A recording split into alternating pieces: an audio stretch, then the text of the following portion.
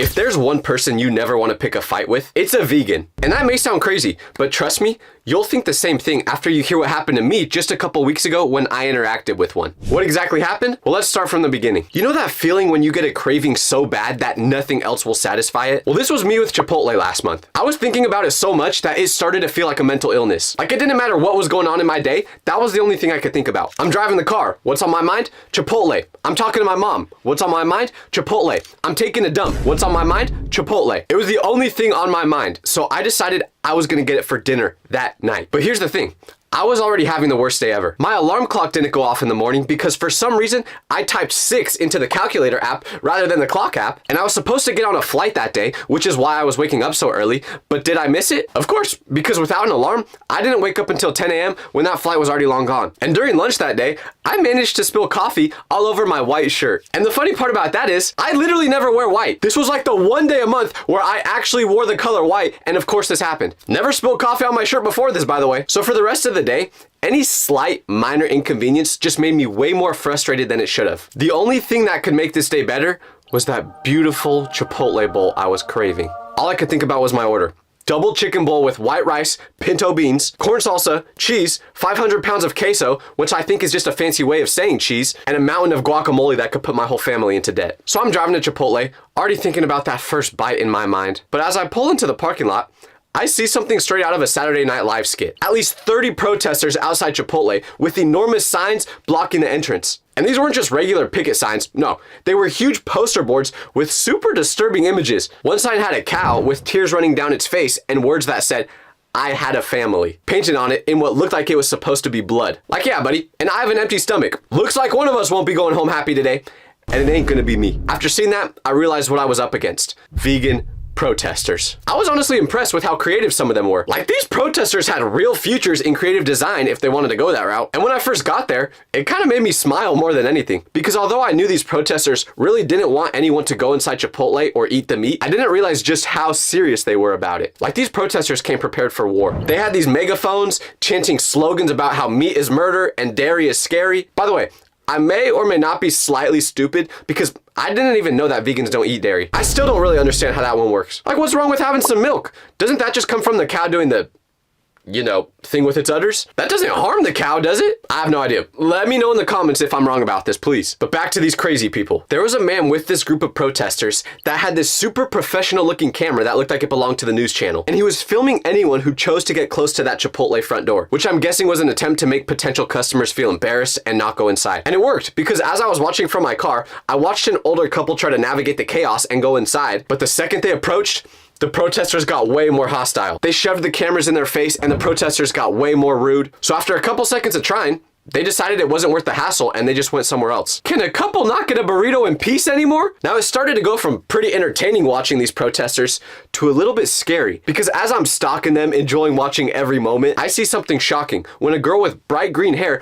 pulls a spray can out of her pocket and sprays "meat is murder" on the sidewalk. She did it right outside the Chipotle while all her other accomplices cheered her on. Inside the restaurant, I could see nervous looking employees that were definitely thinking something like, "I do not get paid enough to deal with this." And honestly, stuff like this is the main reason why I just became unemployed. You don't have to deal with this when you don't have a job.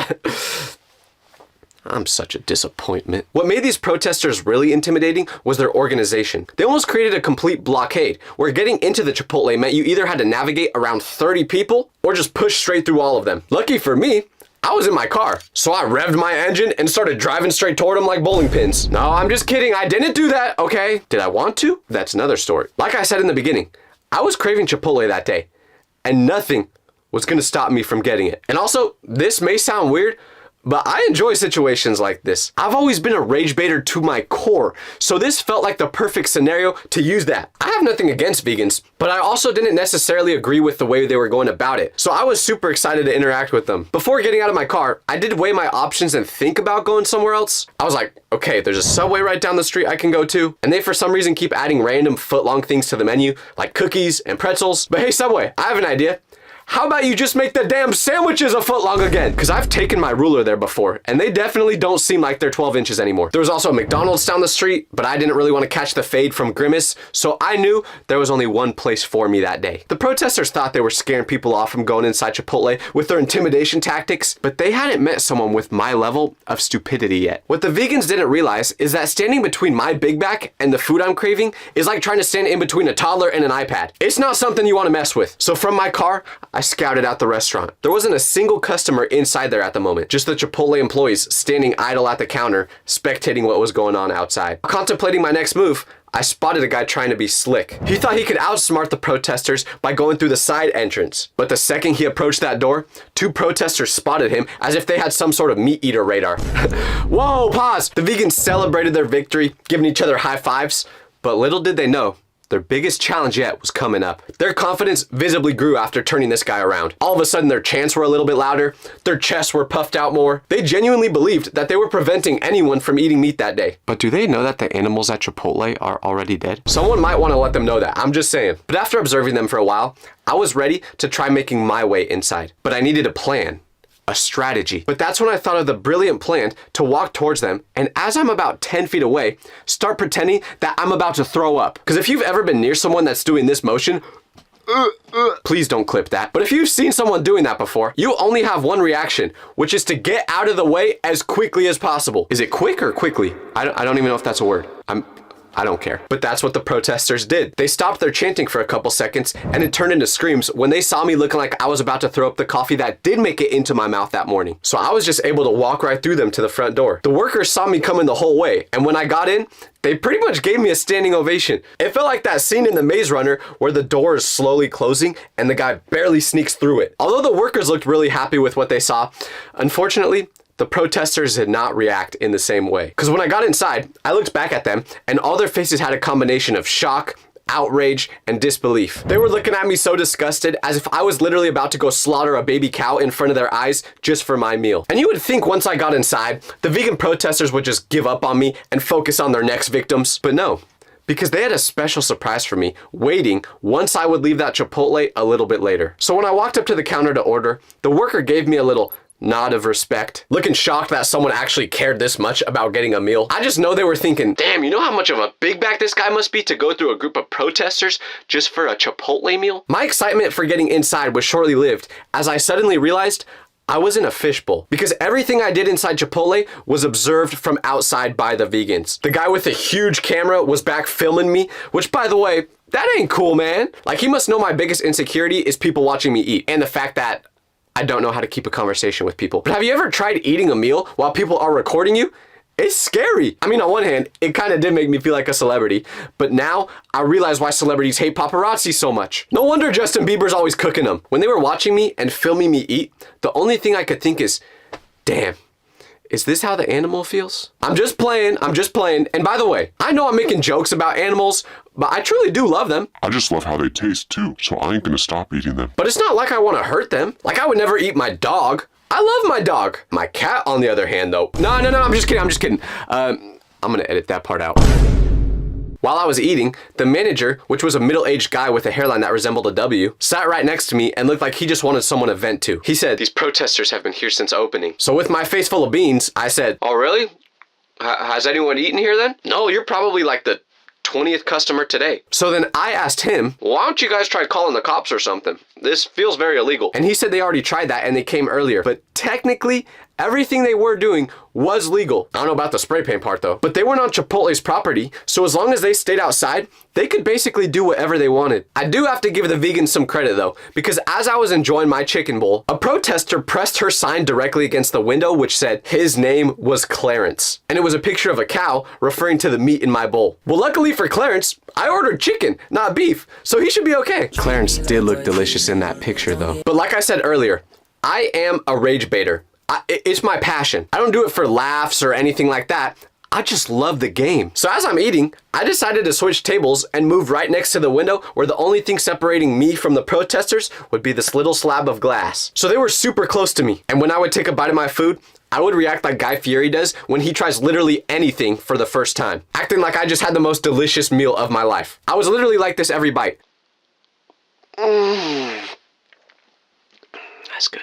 The protesters' attention was now half focused on me and half focused on preventing anyone else from coming inside. I don't know why they were wasting their time doing this though. These people were so good at blocking that they could have been offensive linemen in the NFL. My 49ers sure could have used them this year. Like, let me see your best three-point stance. Maybe we got a job for you. After finishing my meal, I knew it was going to be tricky to go outside and get back to my car now, because the moment I left, all their attention would be on me. Little did I know just how ferocious these vegans would be, because I swallowed the last bite of that delicious chicken, glanced at the angry mob outside, and realized I had a real problem. My car was parked way across the lot, and there was no secret Diddy tunnel to get there. I was gonna have to walk straight through the vegan Hunger Games to escape. After trying to think of new creative, sneaky ways to get out, I realized I was just gonna have to face them. I couldn't do the fake throw up thing because they wouldn't fall for that twice. But then I was like, wait, maybe I could just actually throw up on them.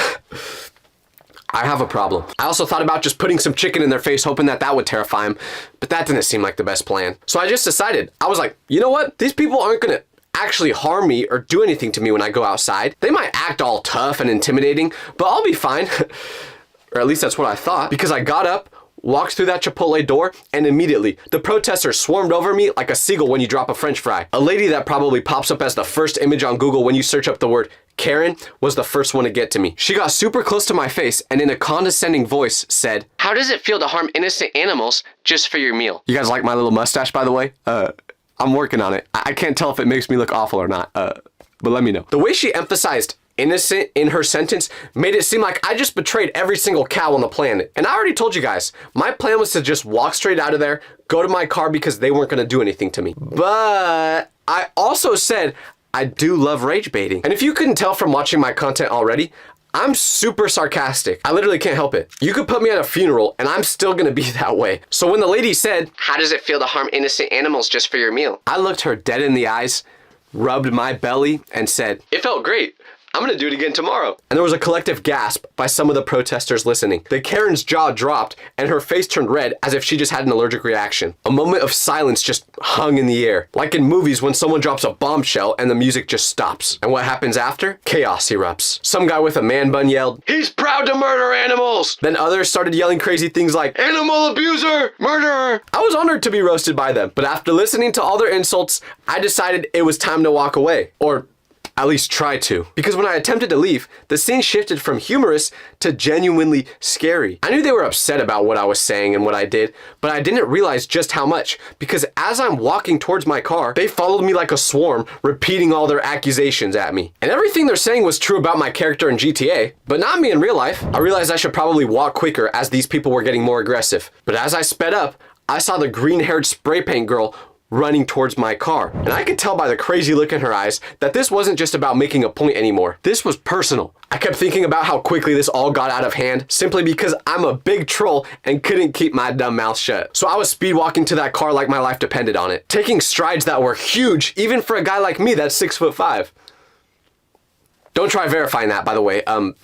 Just take my word for it. I kept glancing over my shoulder, seeing these protesters not far behind me, and the moment I got to my car, I saw that girl with the spray paint shaking her bottle. I knew what she was gonna do. She was gonna spray paint something on my car. And listen, I'm down to get a new paint job. That would have been sick. But I'm guessing I wouldn't have wanted whatever she was about to write on my car. So when I saw that, I started to panic and my hands were shaking so bad that I dropped my keys when I was trying to open it. When I finally got the door open, I dove inside and slammed it shut as quickly as possible. Just as I thought I was safe, the vegans came right up next to my car. Remember how I said earlier it was time to treat them like bowling pins? Yeah. Well, this was the moment. No, I'm just kidding again. I would not do that. What I did instead is press the power on button in my car, trying to get out of there quickly before spray paint lady got to me. So I put the car in reverse and floored it. But as I'm doing that, something hits my windshield. I turn to look at it and I see that liquid is coming down. So I'm thinking, what was that? Then another cup struck my window. But I saw it coming this time and realized it was a dude throwing water cups at me. To whoever did that, if you're watching this video, I appreciate you. I needed a car wash anyway, so that was pretty clutch. But as much as I was enjoying the free car wash, I saw a green hair lady quickly approaching, and she had one mission: spray paint my car. Her eyes gleamed with determination, so I pressed on the gas, maneuvered around the protesters as if I was Charles Leclerc, and I got out of there. The green-haired vegan tried chasing my car, which, by the way, that kind of sounds like a superhero name. Maybe she should trademark that. But she ran out of stamina before she could get to me. Maybe if she got all her essential nutrients from normal food, she would have been able to keep up with me. I'm just saying. Once I got far enough, they gave up and went back to their normal protesting. So I definitely learned my lesson from this experience. Next time I see a vegan protest, bring a water gun filled with milk to scare them away. If there is one thing you should know about sleepovers with your friends, it's that when you fall asleep, anything can happen. And I mean anything. And I'm gonna tell you about a sleepover I had that went way too far. But to understand how we got to this night, I have to rewind a little bit. So a couple months prior to this evening, my friends and I had a sleepover at a guy named Randy's cabin. Now, if you've ever watched this video, you would know all about that night. But let me summarize it real quick. My friends and I all went to Randy's cabin to have a sleepover, and the night started out normal with us doing the usual sleepover things. But unfortunately, I made the #1 biggest mistake you can't do at a sleepover. I fell asleep first. And because I was the first one to fall asleep, my friends decided to prank me by moving the mattress I was laying on onto the lake right outside the cabin. So I woke up literally in the middle of the lake, having no idea where I was, thinking this was a nightmare. Like, it was genuinely one of the most horrifying nights of my life. And who was the person who orchestrated this whole prank on me? Randy. I laughed it off in the moment when it happened, but deep down, I knew I needed to get Randy back. I needed to get revenge. But I didn't know how I was gonna do this at first because he pranked me in such a big way, I had to get him back even bigger. So fast forward after a few weeks of me brainstorming the perfect payback, when finally it hit me. I had the perfect revenge plan on him. So I sent my whole friend group a text. Sleepover at my place Friday? They all replied instantly. Say less. I'm in. And then the man himself, Randy, texted, bet. Just don't fall asleep first again, Tyler. Ha ha ha. I stared at that message for a long time because what Randy didn't know is I was gonna be the one laughing this time. Or at least so I thought. So what was my perfect revenge plan for this sleepover? Well, you'll find out very soon. But let's just say it involved me buying a realistic fake human leg. It wasn't some goofy Halloween gag leg. No, this thing had a knee, veins, skin tone, toes, and even a little bit of fake hair. Like, if you walked into a room and saw this thing sticking out from under a blanket, you wouldn't think, oh, that's a prop. My plan was simple. Step 1, wait for Randy to fall asleep. Step 2, slide the fake leg next to his real one under the blanket. Step 3, make it look like it's his actual leg. Step 4, wake him up just enough so he's aware of what's happening. Step 5, smash the fake leg with a sledgehammer the second he opens his eyes. And step 6, make him think we just broke his leg. Physically, he'd be fine, but mentally, that's where I was really trying to get payback. But little did I know, this prank would backfire on me horribly, and in a way you would never guess. So Friday night comes around, and all the boys are arriving at my place one by one. Jake shows up first, because he always does. This man treats the time I tell him to arrive at a sleepover like a doctor's appointment. He is not getting there late. He walks in, opens my fridge immediately, and goes, yo, what you got in here? Nada. I don't know if his parents just don't feed him at home or what's going on there, but anyways, then Marcus shows up next, dragging a backpack that sounds like it's full of bricks. I ask him what he has in there and he just says, don't worry about it. That's kind of concerning, but whatever, that's Marcus. And then finally, Randy walks in. Backpack on one shoulder, hoodie half zipped, and that same smug little expression like he's the main character of the friend group. When he walked through the front door, he had a grin on his face, and I could tell in that moment, he was thinking back to the last sleepover we had and how good he got me, wondering what we had in store for tonight. But what I didn't realize at the time was I wasn't the only one who had something planned. So I smile back at Randy, trying very hard not to look like a man who has a fake leg hidden in his closet. Also, an important part to know for this story, the reason this night was perfect for the sleepover was because it was my parents' anniversary. So they were celebrating by taking a trip. So in my house, it was just me and my friends. That would be an issue later though. We set up camp in the living room, acting as if this time we were just gonna be having a normal sleepover. Nothing crazy. We start with video games. We're yelling, trash talking, accusing each other of cheating. And during these first couple of hours, I was keeping a very close eye on Randy. I wanted to make sure he wasn't suspicious that I was gonna get any sort of payback that night. I wanted him to be as comfortable as possible. And from everything I could see, he had no idea what was coming, but I was wrong. So wrong. Because after a couple hours, the vibes started to shift. It's probably 1 a.m. now, and everyone's starting to get a little bit tired. So in an effort to get Randy to fall asleep, I say, hey, let's put a movie on the TV, turn the lights off, and I'll lay down to watch. This is when I could feel some tension, because keep in mind, literally the last sleepover we had prior to this was the one where I got thrown into the lake on a mattress. So in the back of everyone's mind, we were all just a little on edge, knowing that someone might have something planned. And they were right, but apparently I wasn't the only one with a plan. Because of this PTSD, no one wanted to be the first person to fall asleep. Like, we were all getting tired, but whenever one of us got close to falling asleep, we'd go on our phone, throw water on our face, or do something to keep us up. So just like before, I'm watching Randy like a hawk, hoping that he's the first one to doze off. At first, he's wide awake. After a little bit, I realized that I needed to do something to make everyone feel comfortable with going to sleep. So I said, guys,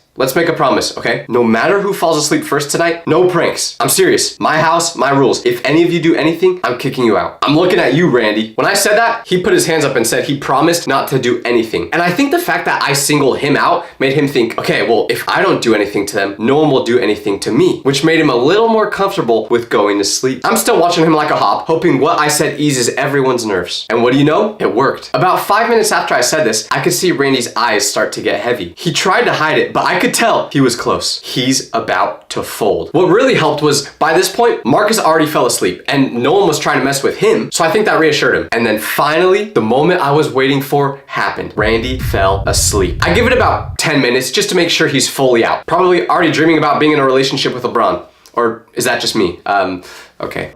And once I know he's fully asleep, I slowly sit up. But what I didn't tell you earlier was I told the rest of my friends about this plan before the sleepover because I needed their help with it. And I know you might be thinking, Tyler, but weren't they a part of the original prank on you? Well, yeah, but I know it never would have happened if Randy didn't set it up. So I didn't hold a grudge against any of the other guys. So I wake up Marcus and whisper, Marcus, it's time. Jake and Marcus both smile. I don't think they cared who was getting pranked as long as they got to instigate it. I slipped out of the living room quietly towards my room. I opened my closet and there it is, the leg. When I come back into the living room, my friends are hyped. This was the first time they were seeing it and it looked so real. For a second, they were legit thinking that I just went to the neighbor's house and chopped someone's leg off. Then we started setting up the prank. We gather around Randy's feet. He's lying on his back now, one knee slightly bent, blanket covering everything mid-chest down. So we carefully lift the blanket up, making sure he does not wake up. Because if he did, and he caught us, we knew he wouldn't go back to sleep for the rest of the night. So we had one opportunity, one chance to get this perfect. So I position the fake leg next to his real one, and it looks identical. Everything is in position. Jake pulls his phone out, camera rolling. I've got the sledgehammer in my hand, which was my dad's that he had for, well, I don't know why he owns a sledgehammer actually, but anyways, I grip the hammer. Wait,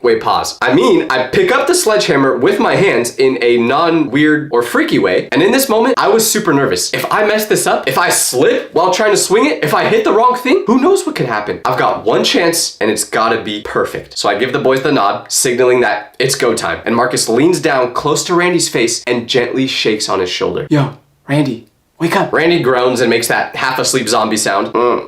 What?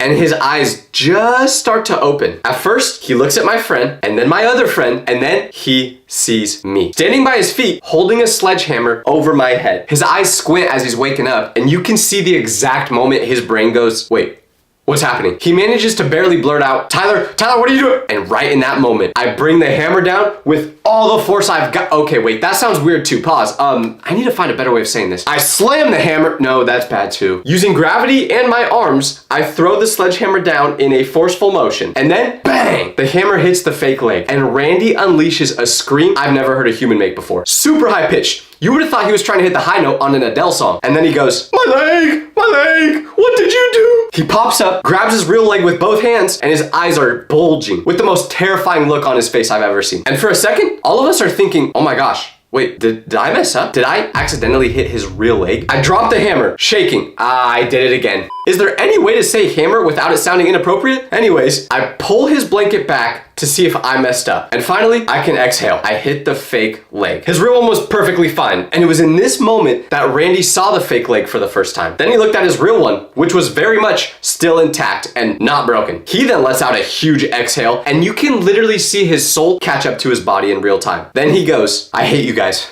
Genuinely. The rest of us are cracking up thinking we got him so good. But Randy, he had a stone cold face when he was saying this. Not even like a little bit of a smirk. You could tell this actually scarred him. But what we didn't know at the time was he wasn't just gonna let that slide. I said to Randy, looks like we're even now, right? And this was the moment where I should have known I messed up because Randy looks me in the eye and goes, we'll see. In my mind, I thought this prank would have made it even between me and Randy. But it turns out he disagreed. Because after this prank, we all went to bed for real. This was it. We did the prank. Everyone was tired. We can all go to sleep now without worrying about anything happening for the rest of the night. But I should have known that was too good to be true because around 3:30 a.m., I don't know why weird things always happen at 3 a.m., but this was when it happened. But anyways, at this time, I wake up to violence.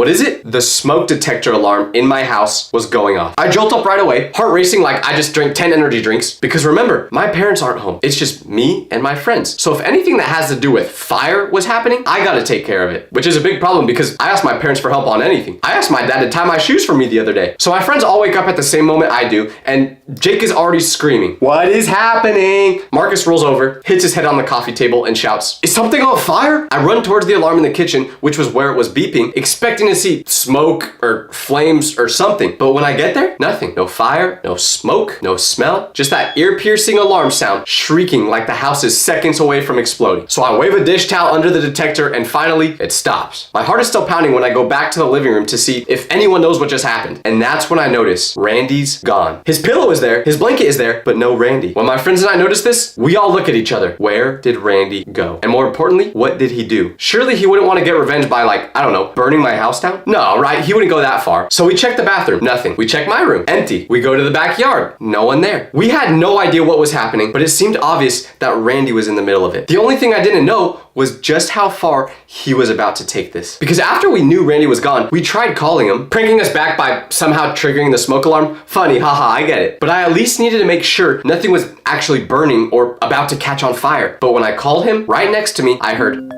We lifted up his blanket and saw Randy left his phone right where he was sleeping. This made no sense because we checked through the whole house. He obviously wasn't in here, but wherever he went, why would he leave his phone? Or did we just have the situation all wrong? Maybe Randy wasn't the one doing this. So we searched the house again, under tables, behind doors, in closets, like he's gonna be playing hide and seek or something, but there was no sign of him. We're all too rattled and tired to process this correctly. But then I noticed something weird. I can hear the wind coming from outside, but that didn't make any sense because all our doors and windows were locked, or so I thought. Because I followed where I heard the wind coming from, which led me to the garage door. And what did I see? The door to the garage is cracked open. Just barely, but open. That door was for sure closed when the night started. I knew that for a fact. And none of my friends had any reason to go in the garage, so it made no sense for it to be open. We're all thinking the same thing. Randy must be hiding in here. So we opened the door to the garage, stepping into it like a SWAT team ready for whatever we thought Randy had planned. But the second we're inside, we don't find Randy, but we did find something else. The garage door that the cars go through was fully open, like wide open. And I knew for a double fact that this door wasn't open before we went to sleep. So Jake starts panicking. Nope, we're not doing this. We're not doing this tonight. And that's when it happens. We hear the sound of a motor start up, and then the garage door shuts by itself without any of us doing anything. Someone was controlling the garage door. And I know what you're all thinking. Well, Tyler, obviously it's just Randy messing with you guys. Yeah, that would have made sense if it weren't for the fact that the button to the garage door was right next to us. And no one was pressing it. So now, nothing is making sense at all. Between the smoke detector going off without any smoke and the garage door opening and closing by itself, this was starting to feel more like a ghost than it did Randy. And guys, I know, this might sound crazy and hard to believe right now, but trust me, it'll all make sense very soon. After the garage door shut, there was just silence. None of us spoke for probably a full 10 seconds. We keep searching the house for answers, thinking maybe we just missed Randy. Maybe he's in a really good hiding spot. But after another 15 minutes or so, we weren't getting anywhere. There were no clues as to what happened, and Randy didn't seem to be coming back anytime soon. Then Marcus went. He probably just went for a walk to clear his head. You know how he is. That did seem possible. Randy would just go for walks like that for some reason. So because we were all tired, we just assumed that's what he did. And for the smoke alarm, we thought it was just a malfunction. So we went back to the living room, lied down, and tried to go back to sleep. It feels like maybe 5 minutes passed by when again, I'm being waken up like a veteran getting war flashbacks after hearing fireworks on the 4th of July because I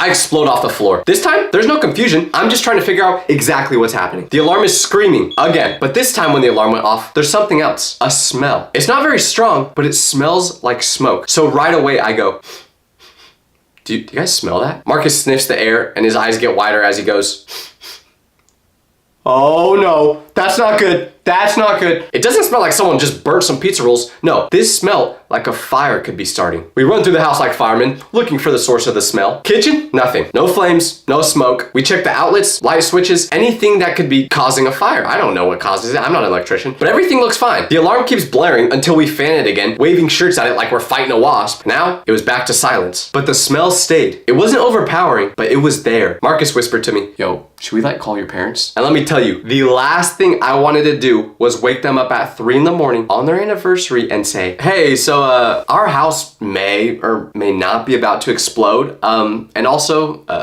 Randy's missing. So I say back to Marcus, let's just look around one more time. We check everything again, but still no sign of where the smell is coming from and no sign of Randy. Right when the smoke detector alarm shuts off for the second time, we all just stand there in the hallway looking at each other. The smoky smell is still floating around the house, and listen, we may have been tired enough to go back to sleep after the smoke detector randomly went off one time, but with the smoke detector going off and the smell of smoke, it was starting to feel like something dangerous could be happening. And now, I didn't know if this was just Randy anymore. I mean, yeah, we pranked him good, but he wouldn't like blow up my house as revenge, right? He wouldn't do that. Like that would low-key be an L friend move if he did that. But we're out of ideas. We don't know what to do. So as much as I didn't want to, I give in, I grab my phone, and I call my parents. My mom answers right away. It's like she's got a spidey sense whenever her kids may be in trouble. Hello? What's wrong? Why are you calling so late? Mom, the fire alarm in our house went off twice, and the house smells like smoke. She pauses. Then my dad's voice cuts in behind her. What do you mean it smells like smoke? Did you check in the kitchen? Yeah, the stove's off, the oven's off, nothing's burning. They don't respond for a second, but then Tyler, go check the stove again. Touch the burners. Make sure they're cold. I put my hand near them, and they're cold. Completely cold. Yeah, nothing's on. I can hear them both exhale, but it's not a good exhale. It's the kind where you can hear them getting stressed. Okay, listen to me. If the alarm goes off again, or if the smell gets stronger, call the fire department. Jake's eyes widen in horror again, and he goes, The fire department for a sleepover? and Marcus goes, We're gonna be on the news. I lift the phone back to my ear and go, okay, so just pay attention to the smell and call them if it gets worse. Exactly. That smell inside a house can be dangerous, even if you don't see any fire. I'm nodding, taking it in, but then the most scary thing I witnessed that night happened. And the reason why it was so scary was because at the time, there was no explanation for it. But stay with me, you'll understand what I'm saying very soon. Because then I heard barking, loud, sharp, aggressive barking from my parents' room. I freeze because my dog never barks like that at night. Yeah, when he sees the mailman, he'll chase him for 15 blocks and try to bite his leg off, but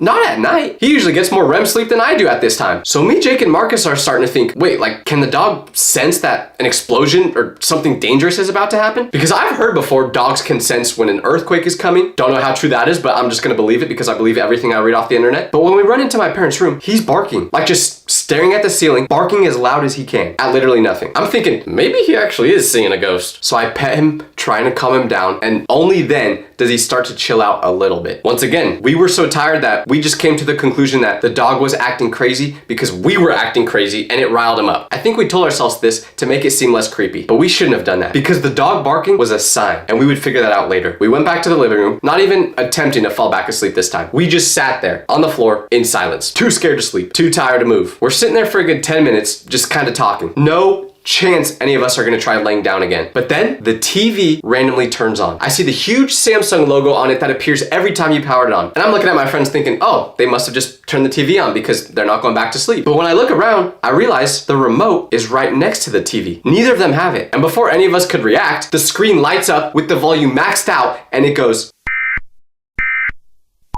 We all flinch and we look at the TV and in all caps it says, emergency alert, tsunami warning, seek high ground immediately. Stay with me now, we're almost at the part where this is all gonna make sense. Jake yells, tsunami? What? Marcus shouts, oh, it's the big one. It's finally here. The siren tone is deafening. And for those of you who don't know, I live in California and apparently scientists believe that sometime in the future, there will be a huge earthquake here that could cause a tsunami, like a catastrophic one. So we all thought that was what was happening. That's why Marcus said, this is the big one, because that's what everyone calls it. The words, seek high ground immediately, flash over and over. And Jake is yelling, how far are we supposed to go? What counts as high? The couch? And then we hear something, a noise from down the hallway, from the direction of my parents' room. It's a thump, not huge, not dramatic, but just enough to freeze all of us. And Jake whispers to me, Tyler, someone is in your house. Everything in me tightens. My whole body tightens up. Fire alarm, burning smell, tsunami alert, missing friend, and now a noise. I don't want to move, but it's my house, so I stood up. That was unfortunate because I was scared too. Like when I have kids and they tell me that there's a monster under their bed, I ain't checking, okay? I'm scared of monsters too. But anyways, we're walking towards my parents' room and my legs feel like jelly, but I keep going anyway. The TV is still blaring behind us.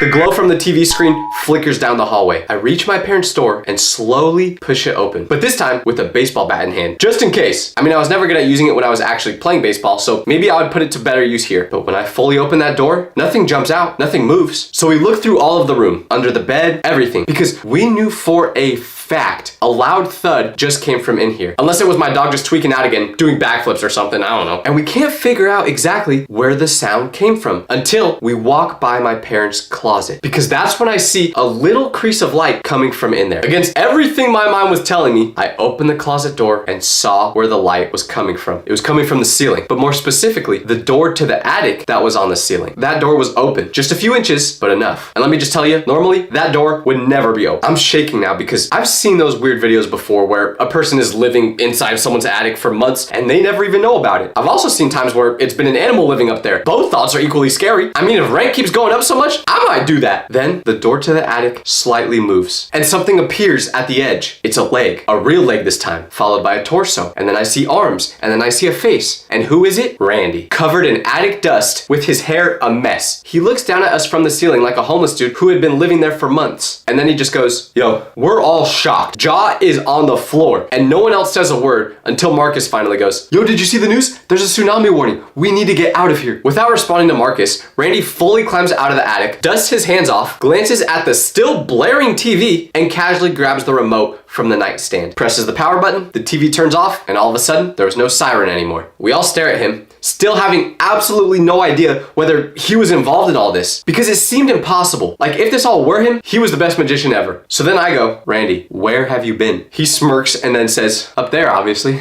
Then Jake goes, are you the reason the smoke detector was going off and the garage was open and literally everything else that happened? Then he goes, you guys want to know what really happened? Nah, bro, we don't care at all, you know? We're not curious why you've been hiding in the attic while we've had 3 catastrophic warning sounds go off. Of course we want to know what happened. So Randy goes, okay.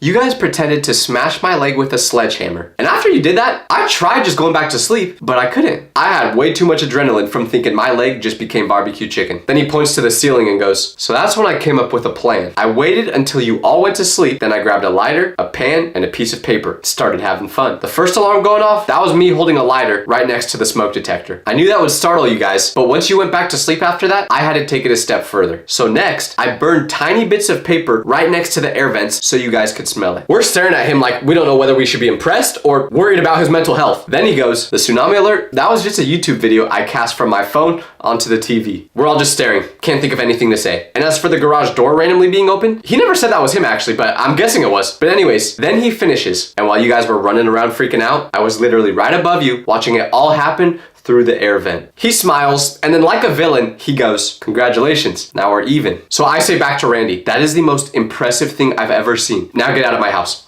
The last day of school is supposed to be the best day of the year. No more homework, no more waking up early, and no more being forced to eat whatever the heck they put in that cafeteria food. But one year, the last day of school became my worst nightmare when my friends and I decided to throw a party in a secret location to celebrate. Sounds fun, right? Well, you'll never guess what happened when I arrived to the location and ended up having to sprint for my life just to escape. So let me back up and tell you how this all started. It was the last day of school and my friend group felt 2 things. On one hand, we were super excited to finally be done. On the other hand, it was a sad day because a lot of my friends were going to different schools the next year, so we weren't going to get a chance to hang out together. That meant this day was likely the last opportunity we had to all hang out as a group. Knowing that we had to make the most of this last day together, we decided on what we were gonna do. Throw an end of the year school party. Well, not really like a party. It was just me and my 6 other friends. We couldn't have thrown a real party. We weren't very popular, so no one would have came. But anyways, the location we picked for the party was insane. There's this beach about 20 minutes from our town that has these huge natural caves carved into the cliffs. And people would party in them all the time. But the thing about these caves is that they went deep. Like, really, really deep. Pretty much to the point where you could call them tunnels. Some of them stretched back a couple hundred feet underground, almost creating a maze. They were super cool, but at the same time, they were kind of scary because since they were right on the water, when the tide got high, water would flow in and out of it. And when the water went into it, it almost created these pools that you could just chill in a cave. But if the tide got too high, it got to the point where it was dangerous to be inside the caves. But regardless, we knew this was the perfect location to throw this celebration. We spent lunchtime on the last day of school sketching out how this was all gonna go down. The whole time we felt like we were planning a secret mission. My friend was gonna scout out the area. We were gonna meet around 9:30, just when the tide should be perfect for swimming, but not too high. One of our friends was an avid surfer, so he was pretty familiar with when the tides would go high and when they would go low, so we trusted him to know when to go. But here's where things get weird. Because one of my friends, let's call him Steven started acting super strange anytime we brought this up. While everyone else was getting pumped up and adding new ideas to this party, Steven would just sit there with a weird smirk on his face. He asked weird questions like which entrance we planned on using to get in and exactly how long were we gonna stay there. But when we would explain details to him, he would just have this look on his face as if he was taking notes mentally. The morning of our last day, the whole school was buzzing with that last day of school energy. Teachers had basically given up on actually teaching anything. I accepted that I failed half my classes, and everyone was signing yearbooks. But our friend group was different. We had this secret that made us feel like we were part of something special. Every time we passed each other in the hallways, we would smile at each other, knowing what was gonna happen later that night. I remember sitting in math class, which I basically didn't do anything in that class during the year anyway, and Steven sat 2 seats behind me. So I turned around to ask him about bringing snacks for that night, but he just had this weird look again on his face. It gave me the creeps for a second, but then the bell rang and I just brushed it off. Looking back, I knew I should have known that something was up. You know that feeling when someone's acting fake friendly, but you just can't understand why? That was Steven all day. After school ended, we all met up in the parking lot for one last planning session. All of us were getting hyped and making sure that we were on the same page.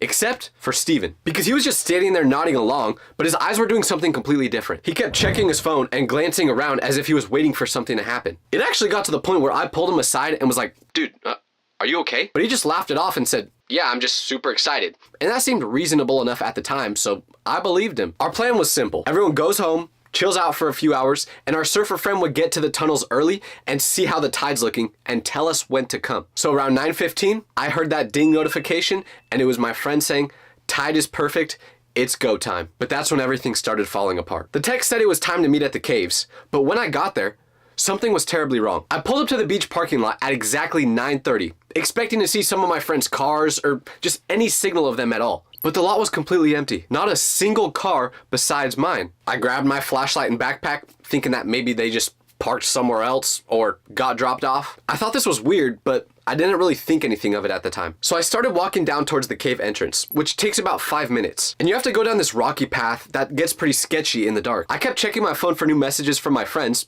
possibly telling me why no one else is here yet, but there was nothing new in our group chat since that time to meet up text. And my phone showed that I still had 2 bars, so I didn't think I was in a dead zone or anything. So once I got to the front of the cave, I called out for my friends. My voice echoed back at me, but no one answered. Which, even if my other friends hadn't got there yet, I knew my surfer friend had been there for a while, so there was no reason for him not to respond. The cave entrance is about 8 feet tall and 6 feet wide. During the day, you can see pretty far into the first tunnel, but at night, it was like staring into complete darkness. So I started texting everyone individually. Where are you? Are you already inside? Did the plans change? But out of all the people I texted, no one responded. The messages showed as delivered, but I still didn't get a response. So I'm standing there thinking about what to do. Do I just leave and go home? Do I wait around for another 20 minutes to see if they show up? The smart thing to do would have been to get back in my car and just call it a night. But this was the last time me and my friends were gonna get to hang out together. I couldn't go home and risk missing this. I convinced myself they were probably just already in the caves and didn't have the phone service to text me back. What was I gonna do instead?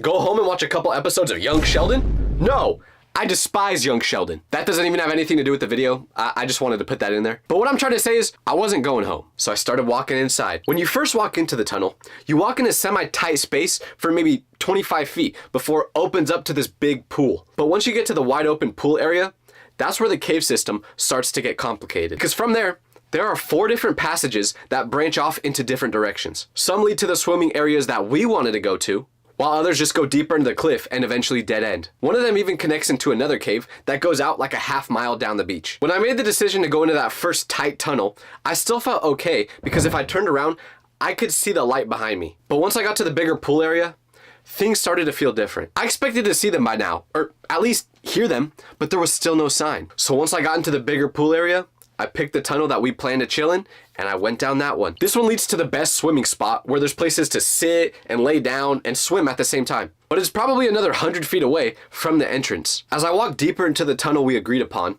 I started to lose cell service. My phone went from 2 bars to searching for a signal. That's when I realized how stupid this was to do alone. If something happened to me down here, no one would know where to look. And I've seen those cave diving videos. If they get stuck, they're cooked. There's no way out. So I knew if I needed help, it was not good that I was alone. And trust me, I would definitely need some help later on that night. Because the tunnel started to get more narrow and the floor became more uneven as I got deeper in. I had to watch my step because there were loose rocks everywhere and I could have easily slipped. Also, I could feel the air getting more humid, which meant the tide was rising. I felt safe being in that cave with my surfer friend, but I had no idea how these tides worked, so being in there alone, I didn't know if I was safe or not. And I was probably about 80 feet into the cave system when finally something happened. I heard voices echoing from somewhere ahead of me. My heart jumped at first because I finally thought I found my friends. The sounds were coming from deeper in the tunnel, around the area where we agreed to meet. I couldn't make out words because of how strong the echo was, but it was definitely people talking. So I was sure it was my friends. I picked up my pace, feeling relieved that this whole search was finally about to be over, but little did I know, it just started. Because the noises I heard through those caves should have made me run immediately. But I was so convinced that it was my friends that I kept pushing deeper into the cave system. And the sounds were getting louder as I moved forward. But with the noises bouncing off the walls sounding like they were coming from everywhere, and all the different little holes and areas that you could go into the tunnels, I started to get confused on if I was going the right way. I'd never been in these tunnels alone before, so I second guessed if I was actually going in the direction we talked about. I was sure my friends were close because of the sounds I was hearing. The air was getting thicker and more humid, and the scent of the salty ocean was getting stronger, so I knew that the tide was rising. When I looked down at my feet, I noticed that the ground was getting damp. Not soaking wet, but moist in a way that made me slip anytime I wasn't secure on a rock. At this point, I wasn't sure if it was safe to continue or not, but the voices ahead of me started to get more clear.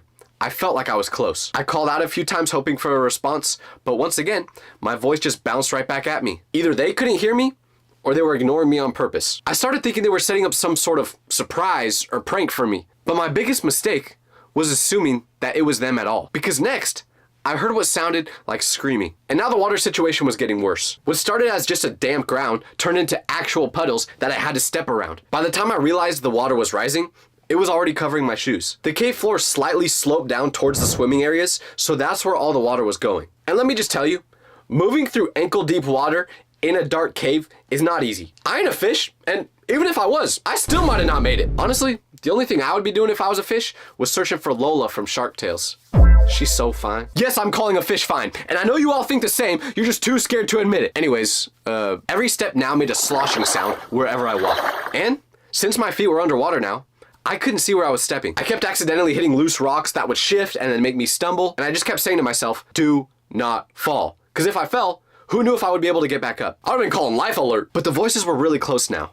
Although, they were starting to sound different. Less like my friends goofing around, and more like something else entirely. The echoing made it impossible to understand actual words, but the tone was changing. What I thought was laughing and joking started to sound more serious. Maybe even urgent. But the weirdest part was that I'd been yelling out noises this whole time hoping for a response, and no one did. So whoever was making these sounds should have been able to hear me. I kept telling myself, it's probably just my friends and they're just as lost as I am, and we're gonna laugh about this later. Surely the screaming sounds were just them trying to find each other in this maze of tunnels. Or perhaps, maybe these weren't just any normal tunnels. No, maybe these were Diddy tunnels. I don't know why I said that. But anyways, I still thought there was nothing to worry about at this point. If I just keep following the voices, I'll be fine, right? Well, no. Because when I finally reached the part where all the sounds were coming from, I saw people. Multiple people, all with flashlights. But they definitely weren't my friends.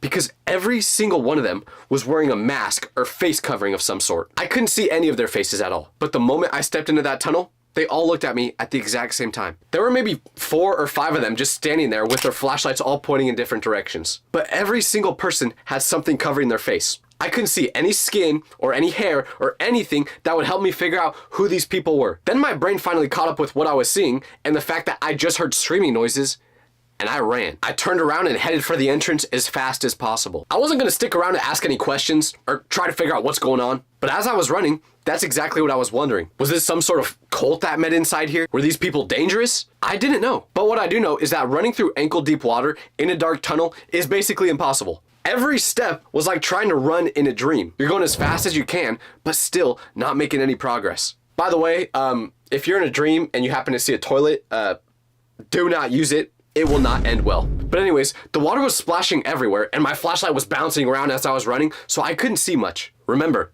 I wasn't too familiar with these tunnels, so I wasn't sure if I was going in the same direction back. But as I'm running towards what I think is the right way, I started to hear movement behind me, splashing sounds and voices that were definitely following me. I couldn't tell how close these masked people were, but they were definitely coming after me. The worst part was trying to remember which way to go when the tunnels branched off. During my escape, Every opening looked the exact same. I just decided to pick which one I thought was right and went towards it. I started moving faster now, almost as if I was possessed, even though by now the water almost got up to my knees. After a couple minutes of running, finally I saw light. I could see the stars and moon reflecting off the water ahead of me. So I stumbled out of that tunnel and finally, for the first time in a couple hours, felt some relief. But remember, the walk back to the parking lot isn't easy. And after I get outside the tunnel, I just kind of sit there for a second, collecting my breath. At this point, I thought I escaped these masked people, but that's when I heard a noise coming from inside the cave again. But not shouting or yelling. You know what it was now? They were saying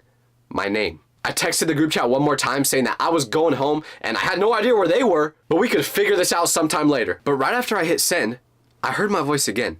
This time, it sounded like multiple voices all at the same time. Then I heard splashing around again and eventually saw flashlight beams coming from inside the cave. That's when these masked figures came out towards me. As they approached, I figured I probably couldn't outrun them all because I was gassed at this point. But one thing I could do was use the pepper spray that I carried on me. So I whipped it out, excited to finally use it on something besides myself for the first time. Don't ask why I pepper sprayed myself, by the way. It was an accident. I thought the thing was aimed the other way.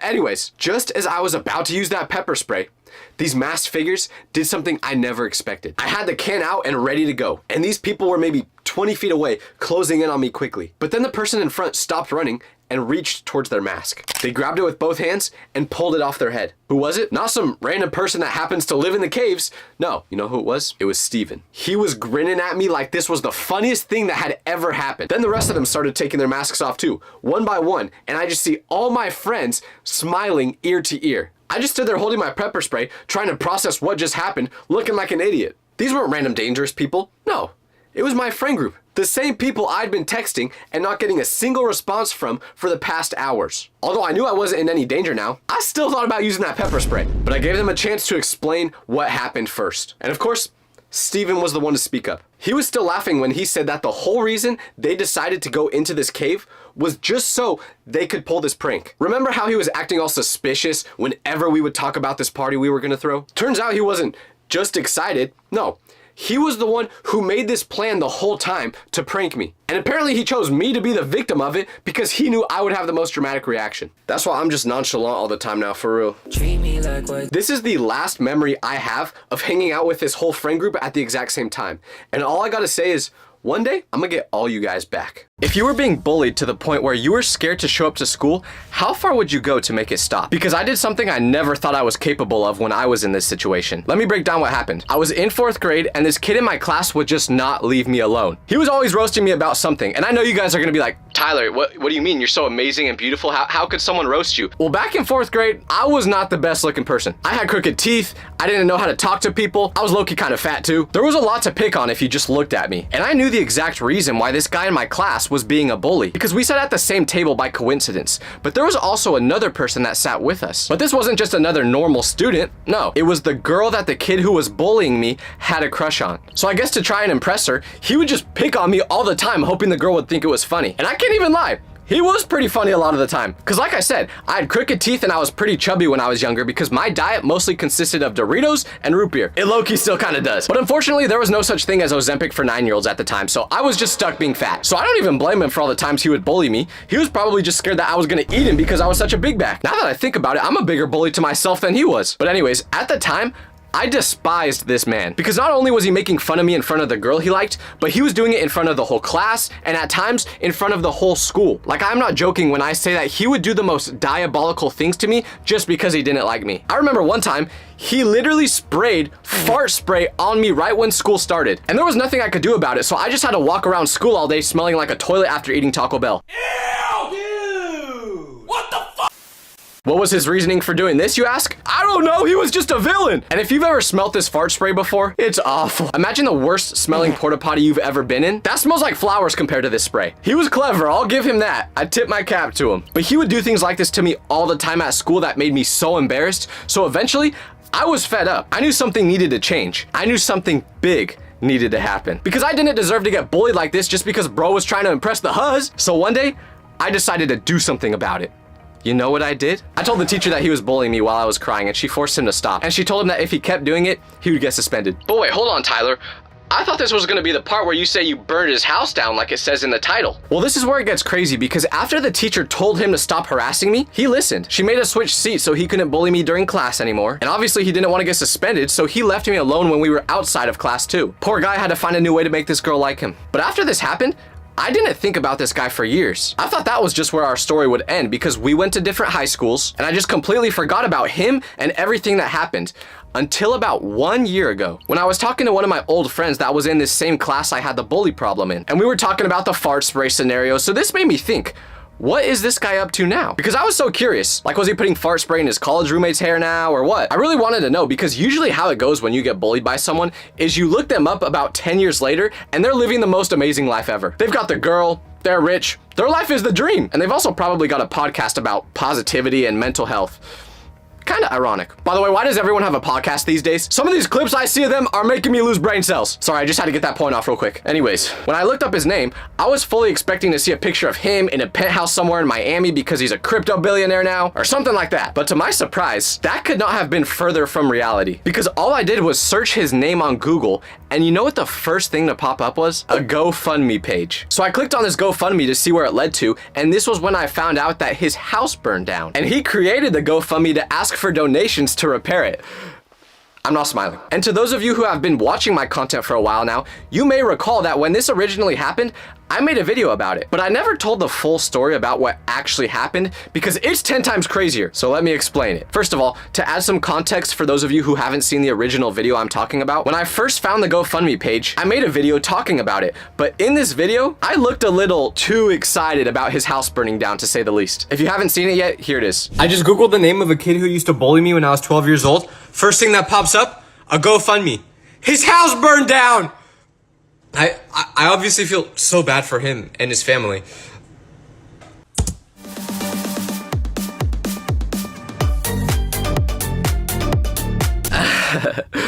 So as you can see, I didn't look too upset about this happening. But listen, it's very important that you believe me when I say that I only made this video because the odds of it happening were so insane. So I thought it would just be a funny scenario to share and nothing more. Genuinely, all I was trying to do was make a funny video about the situation. I honestly felt bad for him because it had been like 10 years since he bullied me and we were both just dumb kids at the time, so I had no hard feelings about it. But unfortunately, you wouldn't be able to tell that based off the video. And if you're like, okay, Tyler, stop yapping. Tell me how this actually correlates to you saying you burned his house down. Well, a couple days after I made this video, I got a phone call. I didn't recognize the number at first, so I pressed decline, and I didn't think anything more of it until I got a phone call from the same number the next day. But like I said, I didn't know the number, so once again, I pressed decline. But then, I got a call from the same number for a third day in a row. And if it happens 2 times, who really cares, whatever. But if I get a call from a number 3 days in a row, I'm starting to think something is up. So this time, I answered the call. I pick up the phone, say, hello, and the person on the other end responds with, hi, is this Tyler Vitelli? I tell them yes it is, and they respond back to me saying, hi Tyler, this is Detective Romero with the, I don't want to say the city, but he was a part of the police department of the city I lived in. So when he said that, my heart started to beat a little faster, and I became real nervous because in my head, I was like, what could a detective with the police department of the city that I live in possibly want to do with me? Like, dog, I barely ever leave the house. And last time I checked, not touching grass is not a crime. I just physically gagged after saying that sentence. But anyways, I was pretty confident that there was nothing I could have done wrong that would warrant a call from a detective. So after he told me who he was, I asked why he was calling, and he said that there was an ongoing investigation. He was the main detective on the case, and he wanted to ask me a couple questions about it. So I go, okay, what is the investigation about? Then he tells me a name I never thought I would hear again and asked if I knew them, and I did. Who was this name that they asked about? My bully whose house burned down. So I'm still trying to connect all the dots here because the video I made a couple days ago just completely left my brain. Like I said, it was just a funny 5-second video and I didn't think anything more of it. So I was like, I haven't seen this kid in forever. Why am I getting a call from a detective? But I tell the detective, yeah, I kind of do remember him. And they say to me, kinda? It doesn't seem like you just kinda know him. I would say you really know him. So I was like, sure, I guess I know him pretty well, but it's been a long time since I've seen him. He then goes, yeah, that's what I thought. What's up with this guy's mysterious act all of a sudden? Like, I have no idea what's going on, so I'm just waiting for him to get to the point. Before this happened, I had never talked to a detective in real life, so I wasn't sure how the interaction was actually supposed to go. But I was kind of getting the vibe that this guy just saw one too many episodes of Criminal Minds and was like, hey, I'm gonna be a detective. I was genuinely thinking this, and you may say that's stupid, but hey, that's how I chose my career when I was younger. All I had to do was watch Breaking Bad once, and after I finished the whole series, I was like, yeah, that's it. I wanna be a chemistry teacher. You thought I was gonna say the other job in the show, huh? Nah, that's not what I wanted to do. But regardless of how good or bad I thought this detective was at his job, I still knew there was no good reason for me to be getting a call from him. So I had to be on my best behavior. Instead of cooking him for trying to talk like a villainous cartoon character, I just asked him why he was calling me about this guy that I hadn't seen in years. And then he told me that he was a detective on the case involved with my bully's house burning down. And when he said this, I was thinking, oh yeah, now I get it. What a coincidence. I just made a video about this. But then I was like, wait, why would there need to be a detective on this case? My guy was probably just trying to make a flamethrower using his fart spray and a lighter and accidentally caught the whole house on fire. Yes, I am 22 years old and find farts very funny. What's wrong with me? But when I asked why there was a detective on this case, he told me it was believed that the fire didn't just start from natural causes. No, they had reason to believe it started from arson, meaning someone purposely burned his house down. This didn't really surprise me though, because this guy made a lot of villains. You know how bad he treated me, just imagine how bad he treated other people. But when the detective said this, I knew exactly why I was getting a phone call now, and I wasn't laughing anymore.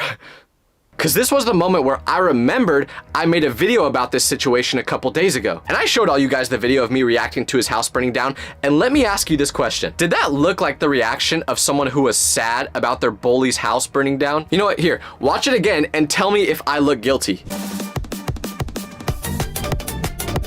Dog, I'm going to jail! When I watched the video back for the first time after the detective told me what was happening, that was my first thought. Because does that video look like someone who is innocent to you? It sure doesn't to me, and I was the one who made it. Rewatching that video after I learned what happened even almost made me be like, wait, did I burn his house down? I had motive because he bullied me, and I clearly did not have remorse because I was bobbing my head like this when I reacted to it. So I did not think my odds were looking good, because I've seen all the TV shows just like this detective has. If they even have the slightest piece of evidence on you, they're gonna say you're guilty. It don't matter if you actually did it or not. The only thing that matters is what the jury thinks. Because imagine I'm in court and the judge is like, all right, detective, what evidence do you have that Tyler is guilty? Oh, there's a video you want me to see? Okay. Mr. Vitelli, is this you? Allegedly? Guilty. I don't need to see any more evidence. Lock this guy up. No, judge, wait, can I at least say goodbye to my mom first? No. Absolutely not. But you can say hello to your new neighbor, Diddy. No, please. That is exactly what I thought was gonna happen with this video being used as evidence. But I knew I wasn't guilty, so I told the detective that if a fire started because of arson, I had nothing to do with it. Then he asked me about the video, and he wanted me to explain why I made it. And based off this guy's voice, I could guess he was probably over the age of 50. And I don't know if you've ever tried explaining a TikTok video to an elderly person, but it's impossible. They simply cannot understand what is going on. Like, have you seen those videos of old people getting tricked by AI? Fantastic wood carving. This lady deserves our recognition. What an art. It's a gift from God. God bless you, and thank you for sharing of your talent. Thanks be to God. Love you. Like, you could show your grandma a video of a bunch of cats doing the salsa together and she would believe it. And no, that is not an exaggeration. I've seen it happen. So I knew my chances of getting him to understand the reasoning behind me making that video were practically zero. But anyways, I still tried to explain it, and after I did so, he didn't ask any more questions about the situation. The only thing he said after this was asking what city I was currently in. So I told him the city, which was the same one I lived in my whole life leading up to that point, and was also the one where the bully lives. Well, lived, I guess. Sorry, not funny. Detective, I'm innocent. But he just asked me to stay close to the area for the next couple of days in case they needed to talk to me in person. So basically all I'm hearing when he says that is, I'm a suspect now. So I do as they say and don't leave the city because I don't want to look guilty. And like I said, I barely leave my house anyway, so this was pretty easy. Regardless of if I lit that house on fire or not, I wasn't going anywhere. But these next couple of days were super nerve-wracking for me because although I knew I was innocent, it doesn't matter what I know, it just matters what they think. So I was waiting, freaking out the next couple of days, not being able to sleep. But the funny part about this time is I was so paranoid that the detective would try to follow me or just get more information on me. So I tried to look as innocent as possible that week because I reposted a story on my social media of our local fire department and I put the goat emoji on it. As if my stupid social media story was gonna be the turning piece of evidence that would make a jury think I was innocent. Oh, have you seen that video? This guy definitely did it. I mean, I thought so too, but did you see that story he posted with the goat emoji? No guilty person would do that. That was ridiculous. But anyways, about a week passed and I didn't hear anything more about the situation. But I needed to get an update because I was still super anxious because I never got a call from the detective saying that I was free to leave my area now. So I called the number the detective gave me in case there was any information I needed to tell him. And he picked up the phone, so I asked him if there was any new information they had on the case. And he said there was. So with my hand shaking, I asked what that evidence was. And I just accepted that at any moment, a SWAT team was about to break down my door and bust me. But instead, he told me news that made it feel like Christmas because he said a candle started the fire. But that's not all. Apparently the candle that started the fire was in the bathroom of their house. But guess whose bathroom it was? My bullies. Now, I'm not one for conspiracies, but I do have to say, it's pretty ironic that after all those days he made me smell like a dirty toilet in school, it was his toilet that ultimately became the reason his house burned down.